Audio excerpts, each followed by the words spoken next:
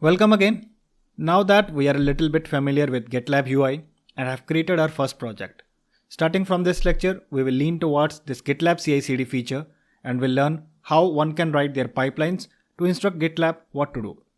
Guys, in this class, I will try to mimic the compressed version of how development happens in real-time projects and how does this whole CI/CD pipeline run.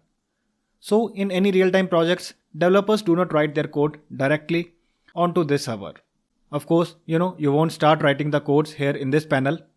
Rather, you first write your code in your local system, and after some considerable amount of code is written, then you push that code from local to the server. And after that code is pushed to server, the next processes like build, test, deploy will start. So here also we will mimic the same. First, we will take this GitLab project to our local system. We'll do some changes into the code locally, and then we'll push those changes to the GitLab server. After GitLab notices some change and commit into the code, it will run that pipeline and would possibly test, build and deploy the code into different environments specified. Now to take this project local into my system, I will clone it. I'll clone it with HTTPS. Open a new terminal window. Let me first install Git.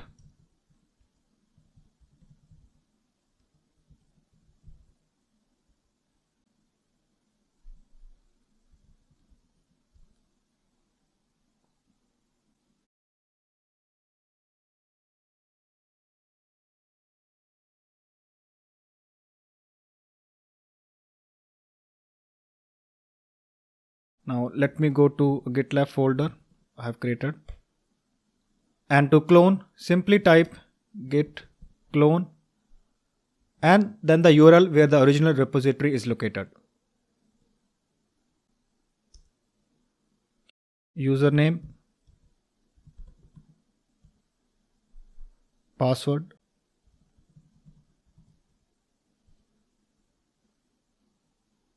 cloning a repository pulls down a full copy of all the project files and folders Git repo has at that point in time.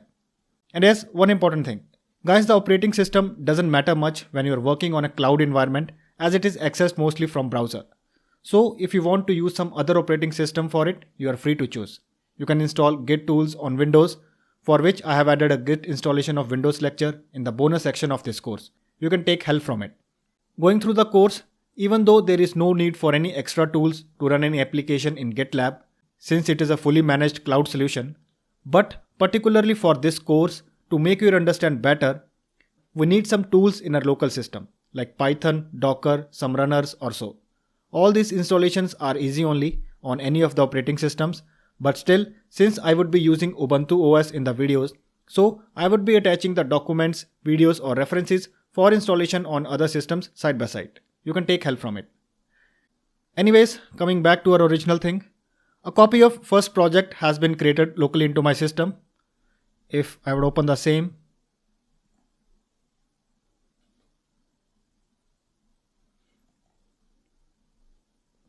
see, we have this first project and we got the same readme file as well.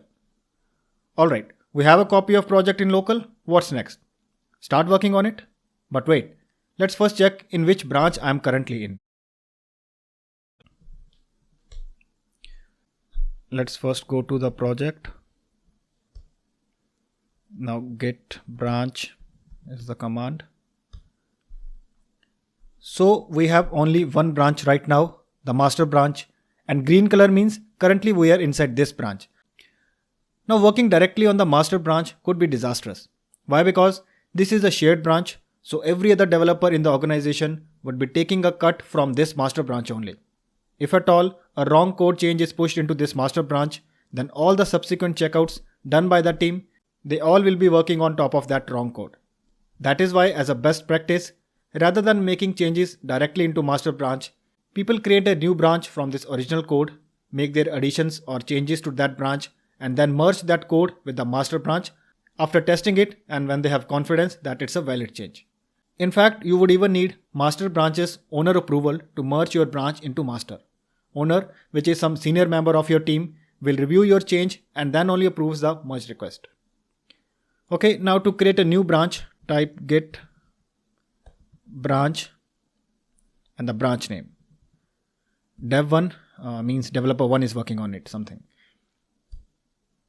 It is created.